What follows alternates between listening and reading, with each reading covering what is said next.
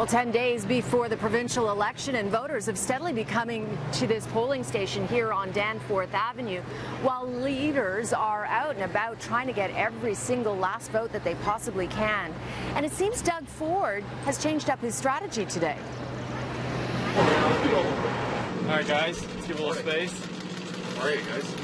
For the first time since the leadership debate, Ford sat with former rivals Caroline Mulroney and Christine Elliott as he showed off what he called his all-star candidates.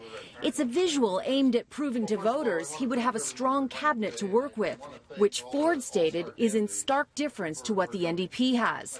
But Ford was pressed again on when he would have a fully costed-out platform. Here is his answer. We're going to have a fully costed plan, and I appreciate your question. And we've always been very open and transparent. Once we found out that the books were being cooked, and we won't balance the first year or the second year, but the third and fourth year, we look forward to balancing the books. So no answer to when the fully costed plan will come. Yes, the PCs have provided price tags for promises like mental health care and tax cuts, but have not said how they will pay for them, other than finding efficiencies. Ford's show of strength with candidates does raise a question for the NDP, though. Who would be in their cabinet if elected? Andrea Horwath was campaigning in Etobicoke North this morning, which, by the way, is where Doug Ford is running, and she was asked 3 times who would be in her cabinet. She did not answer that question. The criticism that's being launched against you is that you don't have the strength in your ranks for people who can easily sit in cabinet.